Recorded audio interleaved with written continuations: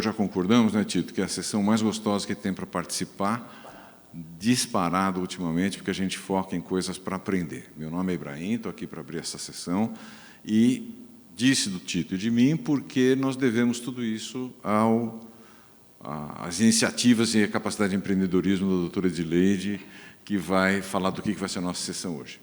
Não é verdade. Boa tarde a todos. Não é verdade, doutor Ibrahim, o organizador dessa reunião é você.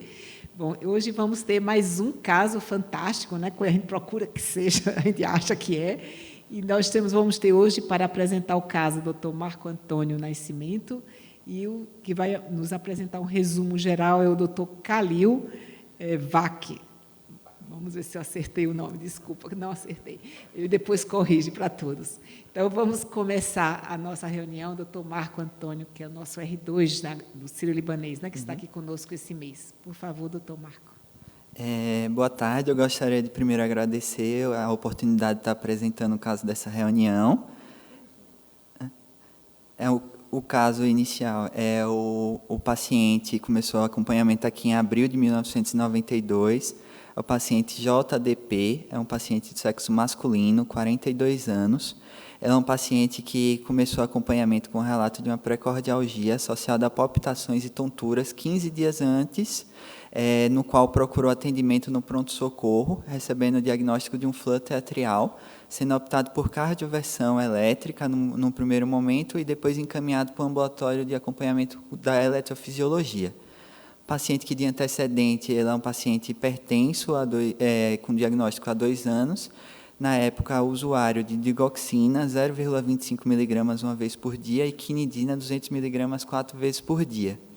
O exame físico dele, na primeira consulta aqui no Dante Pazanese, ele estava com a pressão de 110/80, uma frequência cardíaca de 80, já estava com bolhas regulares, 2 tons sem sopros, o respiratório estava com rumor vesicular presente, sem ruídos adventícios, e não tinha edemas em membros inferiores.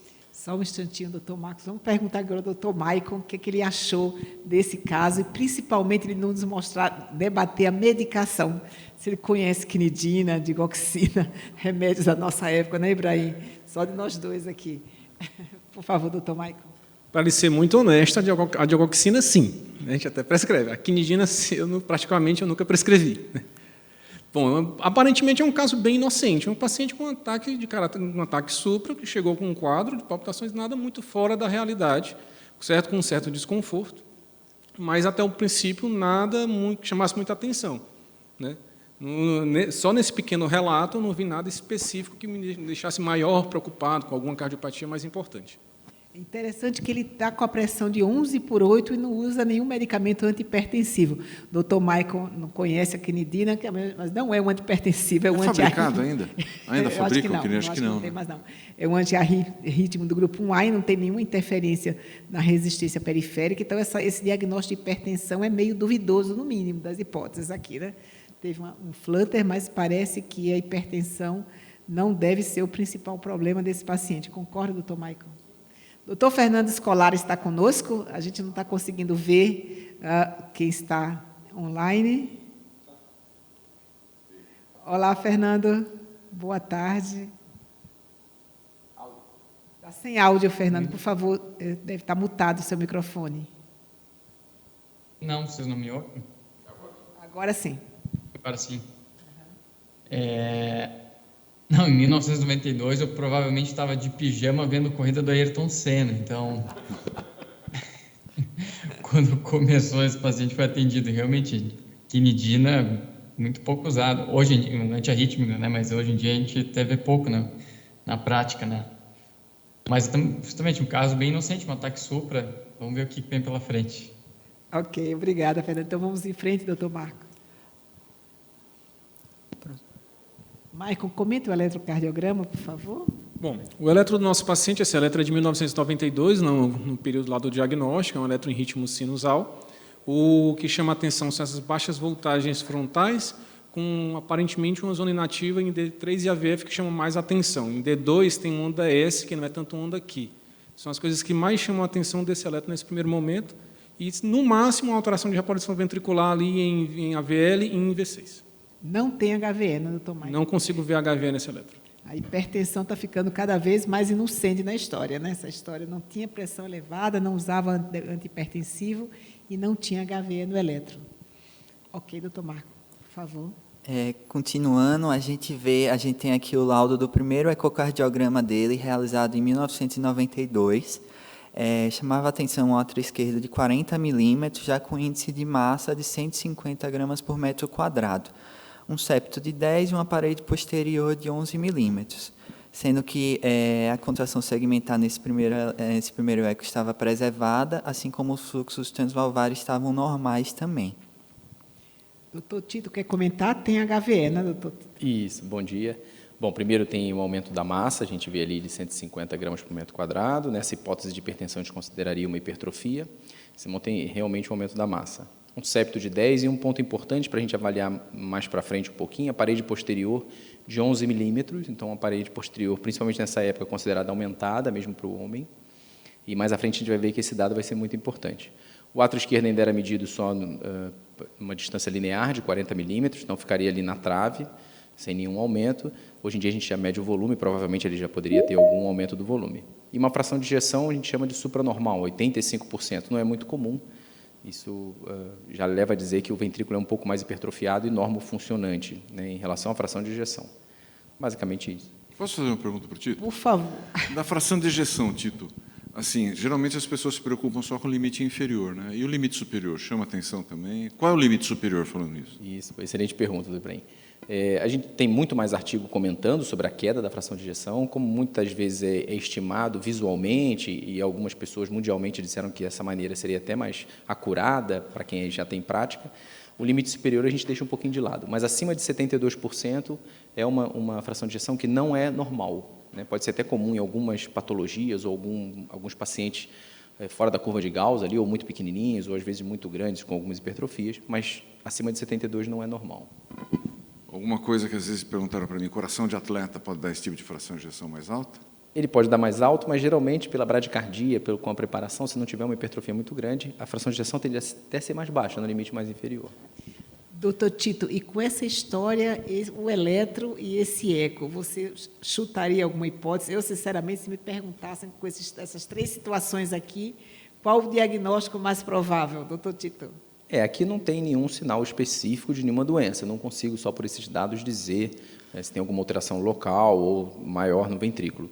Eu focaria nessa hipertensão, às vezes algum erro de medida, procuraria outra causa que desse essa hipertrofia difusa, digamos assim, no ventrículo esquerdo. Mas, de cara, não chutaria nenhuma doença específica, não. Eu acho que a gente tinha que falar da hipertensão, né, Ibrahim? Então, eu ia fazer uma pergunta para você e uma para o Tito. Para você, se você se conforma com uma hipertensão e esse índice de massa tão alto assim, você acha que isso é normal? É o que a gente vê sempre?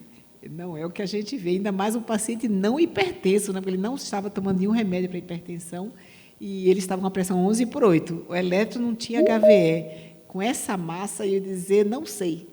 Não sei. Né? Tem algo estranho aqui que eu não estou conseguindo entender bem. Michael, quer fazer algum comentário?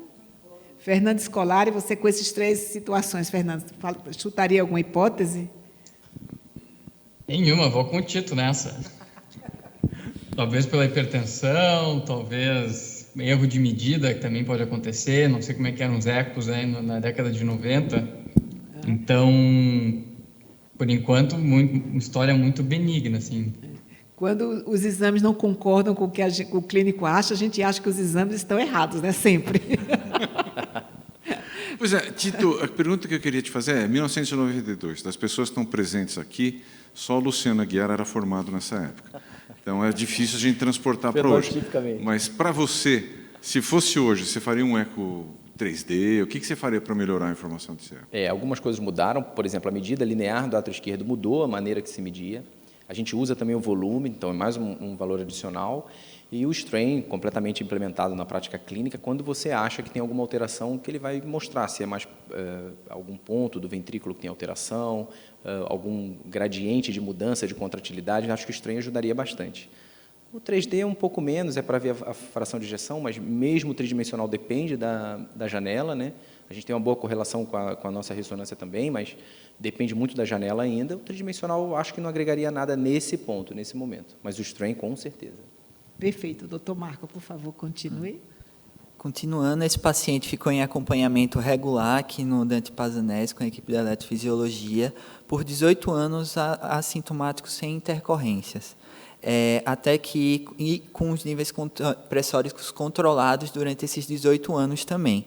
Até que ele, num acompanhamento de rotina, ele mostrou um Holter que apresentava episódios de taquicardias ventriculares não sustentadas, e no eco de 2019, uma cinesia da parede lateral no segmento basal, da parede inferolateral do segmento basal e uma hipocinesia da parede inferior do segmento basal. Foi então pedido um cateterismo cardíaco para esse paciente, realizado em março de 2010, que mostrou somente uma alteração no ADA com lesão de 30% no terço médio e irregularidades parietais com as outras artérias sem obstruções.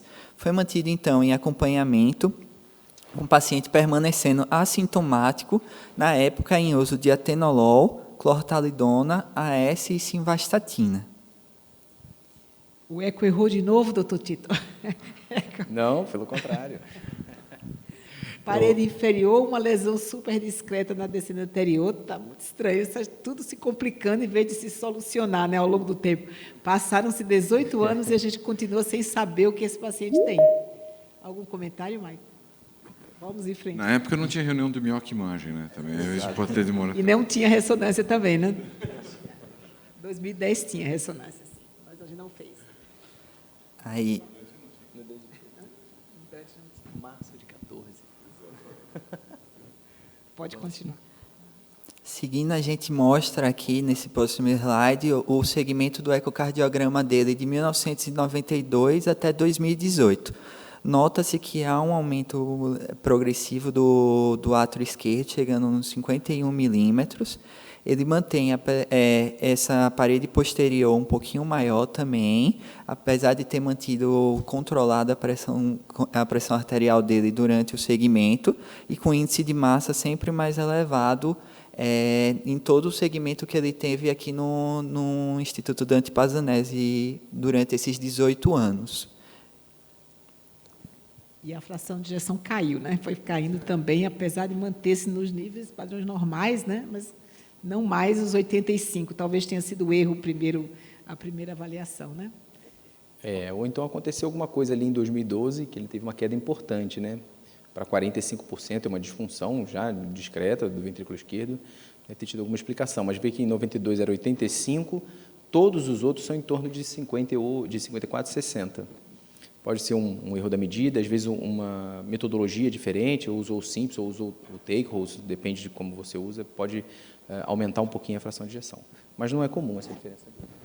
Edileide, passaram mais de 20 anos e esse paciente está evoluindo bem, né? Então, fosse dá para dizer que era de baixo risco, seja lá o que for que ele tinha em 92? Eu acho que a evolução está sendo muito boa. O que me incomoda é não saber exatamente o que ele tem, mas que ele está bem, que tem uma expectativa boa de vida pela frente, tudo bem, mas está faltando o diagnóstico aqui, né? Tem alguma coisa, já que essa massa está aumentada, tem um aumento de massa, aumentou o átrio esquerdo ao longo do tempo, quer dizer, tem alguma doença que está fazendo esse átrio esquerdo crescer. E, ao mesmo tempo que caiu, como disse o Tito, caiu a fração de ejeção, né, Tito? Quer dizer, alguma coisa deve ter acontecido ali em 2012, 2010, ou 12, 13, que mudou alguma coisa, né? A fração de ejeção veio caindo, depois dá uma melhorada, ao mesmo tempo aumenta o átrio esquerdo, quer dizer, tem alguma coisa evoluindo nele, né, nesse tempo aí. Doutor Fernando Scolari, qual seria a sua resposta se o paciente lhe perguntasse o que é que ele tem? O que é que eu tenho, doutor? Olha, difícil.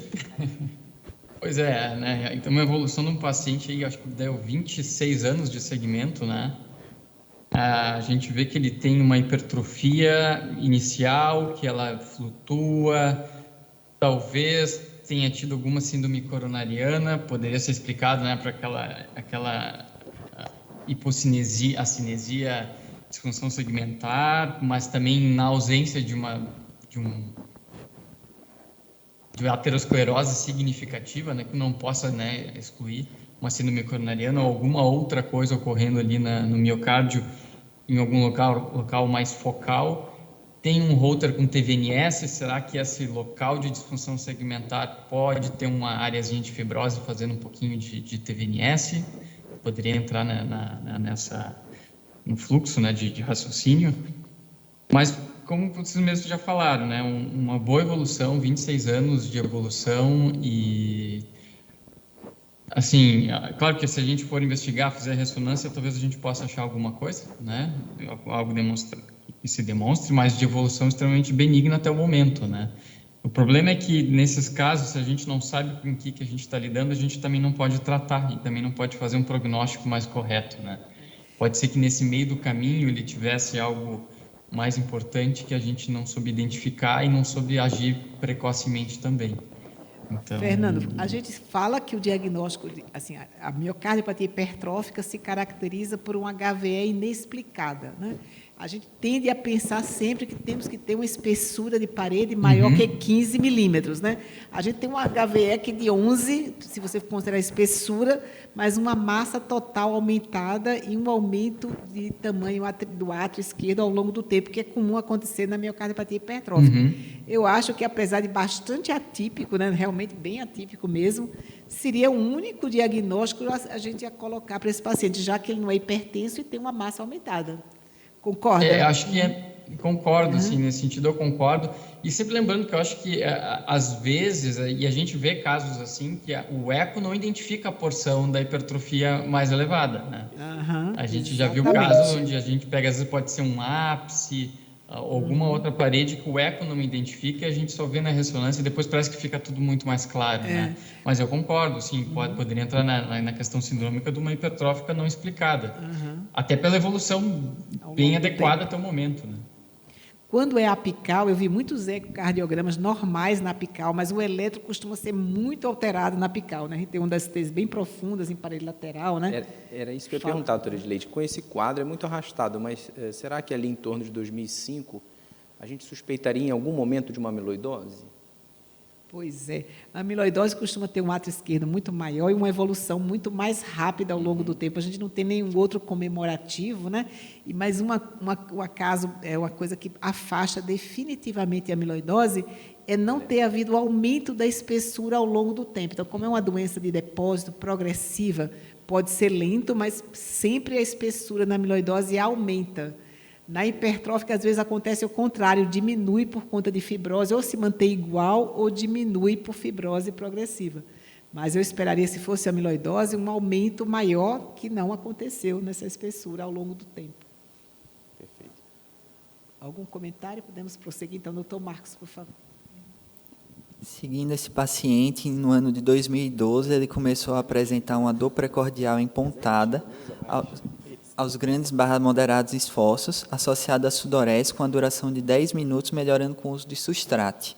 Foi então pedido para ele uma cintilografia miocárdica, veio sem evidências de isquemia miocárdica, mas veio mostrando uma assimetria de captação na parede lateral, como a gente consegue ver aqui na imagem que está destacada com a seta.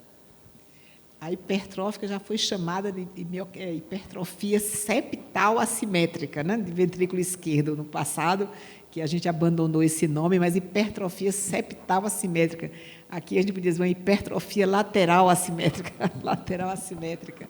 Bom, até porque, quando a gente olha nos cortes em duas câmaras ali, a gente vê que um pouquinho da parede inferior também tem essa assimetria e hipercaptação, né? Não é só na parede lateral. Então, parece que é inferolateral esse excesso de captação. É interessante, eu queria saber por que foi pedida a cintilografia. Será que alguém pensou que podia ser isquemia, apesar do CAT normal, né? por conta da dor, né? O CAT já está meio antigo, né? O Então, paciente com dor. Uma vez a gente comentou, né, Fernando, em outra mioquimagem, que às vezes a cintilografia, além de nos dar informações sobre a isquemia ou não, né, a funcionalidade, mas também ela pode ser útil em avaliar alterações estruturais, né? Então, esse pedido desse exame, com certeza, foi para avaliar essa queixa de dor, mas nos surpreendeu essa captação. Vocês vejam que brilha mais, né? Está bem branquinho aí, brilhando na parede lateral, né? Que não é uma coisa comum da gente ver, né? Quer fazer algum comentário, Fernando? Não, só achado muito interessante, né? Acho que pode ser bem útil. Mas, certamente, né, que deve ter sido pedido pela questão de avaliação isquêmica. Perfeito. Doutor Marco. Agora chegou a hora do doutor Tito brilhar. Vamos ver se ele esclarece o nosso problema aqui, nosso Quem diagnóstico. dera. Depois de 25 anos, não é possível, né, doutor Tito? É. O eco melhorou, né? A pessoa que faz não melhorou, só a imagem. Bom, primeiro agradecer mais uma vez a participação. Como o doutor Ibrahim citou, de longe a sessão mais, além de divertida, mais construtiva, na minha opinião, né? De ponto importante em relação da imagem da parte clínica.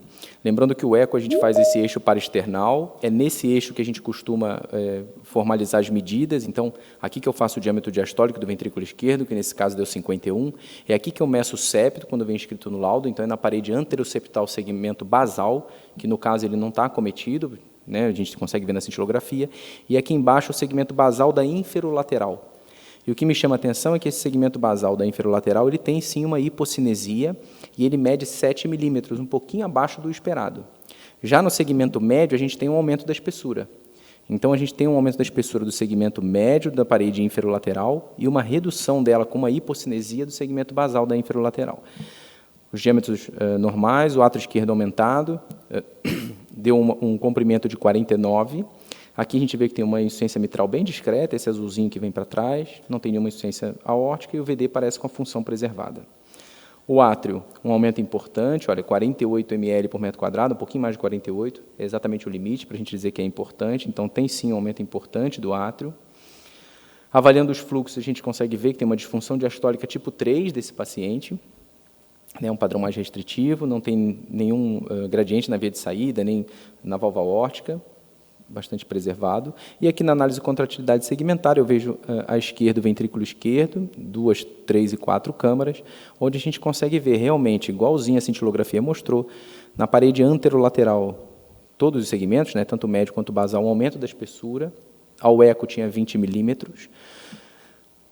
Aqui na parede inferolateral, novamente, né, naquele apical 3 câmaras, eu consigo ver essa hipocinesia, já tinha citado previamente, e na parede, na basal da inferior, também uma certa hipocinesia com aumento do segmento médio.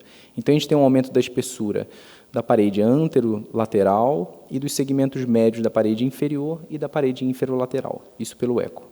Fração de ejeção preservada, aqui no tridimensional, deu de 65%, e analisando o ventrículo direito aqui à direita, de quem está olhando a tela, a gente vê uma função preservada, um S' de 12, lembrando que o limite acima é de 10, né, 9,5, então dentro da normalidade.